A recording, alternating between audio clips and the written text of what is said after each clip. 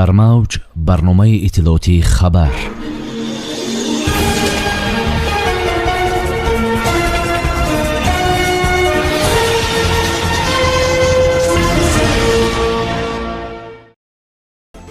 тоҷикистону русия барои ҳамкорӣ дар бахши металлургияи ранга ба мувофиқа расиданд. супориши раиси шаҳри душанбе дар бораи таъмини амнияти шаҳрвандон. шаҳрванди тоҷикистон барои куштор ба 6.5 соли зиндон маҳкум шуд. муаллими тоҷик сазовори унвони беҳтарин омӯзгори иттиҳоди давлатҳои мустақил 2023 шуд. тоҷикистон росанаҳои 14-17 июл тӯфони чангу сел дар назар аст. миёни тоҷикистону русия ҳамкориҳои мутақобилан судманд дар соҳаи саноат имконпазир аст. ин имкон дар мулоқоти вазири саноат ва технологияҳои нави ҷумҳурӣ шерали кабир бо президенти ширкати миссии русия василченко дар намоишгоҳи иннопром 2023 баррасӣ гардид. роҳбари вазорати саноат ва аъзоёни ҳайати намояндагони расмӣ бо сардории ӯ ба ширкати миссии русия омада бо фаъолияти корхона ҳаматарафа ва равшан шинос шуданд. шерали кабир ва андрей василченко роҷеъ ба имконоти роҳандозии ҳамкориҳои мутақобилан судманди тоҷикистону русия дар бахши саноат бахусус дар бахши металлургияи ранга табодули назар карданд.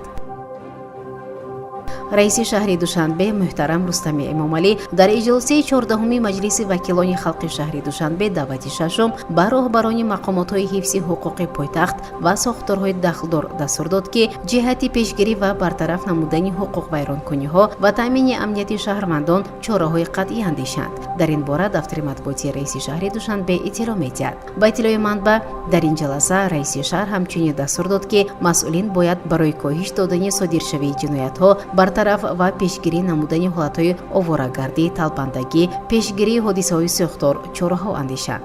ҳамзамон супориш дода шуд ки сафи ҳайати шахсии бозрасии давлатии автомобилӣ тоза карда шуда тамоми кормандони бозрасии давлатии автомобилӣ аз аттестатсия гузаронида шаванд. ба роҳбарияти мақомоти бозрасии давлатии автомобилӣ дастур дода шуд ки минбаъд зимни ба кор қабул кардан ба маҳорати касбӣ ва дониши мукаммали кадрҳо диққати ҷиддӣ дода шавад, омадааст дар иттилоия. омӯзгори тоҷик директори литсей барои хонандагони болоёқат дар шаҳри душанбе асҳобиддини шералӣ сазовори унвони беҳтарин омӯзгори иттиҳоди давлатҳои мустақил дар соли 2023 гардид. хабар медиҳад Амид Ховар. унвони мазкур барои фаъолияти сермаҳсул дар ҷодаи таълиму тарбияи насли навраз ва барои ноил гардидан ба дастовардҳои назарраси таълимию тарбиявӣ ва меҳнатӣ аз ҷониби иттиҳодияи шахсони ҳуқуқии ҳаракати умумии лейбобеки ҷумҳурии қазоқистон дар ҳамкорӣ бо иттиҳоди давлатҳои мустақил ва китобхонаи илмии электронии library.ru-и Федератсияи Русия дода шуд. додгоҳи шаҳри митиши вилояти Москав шаҳрванди ҷумҳурии Тоҷикистон Сайёра Дусаеваро бар асоси қисми 1 моддаи 105 кодекси ҷиноятии Русия дар куштори ҳамкораш дар ошхонаи Хинкальное Тбилиса гунаҳкор шинохт ва ба 6 солу 6 моҳи зиндони низомаш умумӣ маҳкум кард. ба гуфтаи додситонии вилояти Москав додгоҳ муайян кард ки санаи 4 январи соли равон Дусаева дар дохили қаҳвахонаи воқеъ дар ҳавзаи шаҳри Митиши бо ҳамкораш муноқиша карда ба қисмати қафаси синаи ӯ на камтар аз 2 зарбаи кор задааст. ҷабрдида бар асари ҷароҳатҳои ҷисмонӣ бардоштааш дар ҷои ҳодиса ҷон бохтааст. хабарнигори НТВ аз толори додгоҳ хабар дод ки Дусаева дар ҷараёни мурофиа аз коре ки шуд изҳори пушаймонӣ кард ва гуфт дар ҳолати эффект қарор дошт ва ҳоло 2 рӯз дар ёд дорад ки он рӯз чӣ гузашт.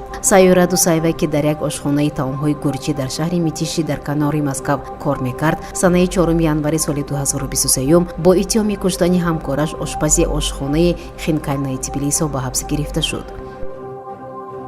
кумитаи ҳолатҳои фавқулодаи Тоҷикистон бо такя ба маълумоти оҷонсии обҳавошиносии кишвар аз омадани тӯфони чангу ғубор ва эҳтимол фаромадани сел дар манотиқи кӯҳистони кишвар ҳушдор додааст. ба иттилои манбаъ санаҳои 14-17 июли соли ҷорӣ дар ҳудуди вилоятҳои Хатлон, Суғд, ҳамчунин ноҳияҳои тобеи марказ бар асари шиддати шамол аз самти ҷанубу ғарб ва рӯзҳои 15-17 июл дар як қатор ноҳияҳои ғарбии вилояти мухтории кӯҳистони Бадахшон ҳавои пурчангу ғубор дар назар аст. дар баробари ин таъкид мешавад ки дар шаҳри Душанбе ва ноҳияҳои ҷанубӣ ва марказии вилояти Хатлон, ноҳияҳои тобеи ҷумҳурӣ, навоҳии шимолии вилояти Суғд ва ноҳияҳои ҷанубу шарқии вилояти мухтории кӯҳистони Бадахшон олудагии ҳаво аз ҳисоби зарраҳои ҷанг иборат хоҳад буд.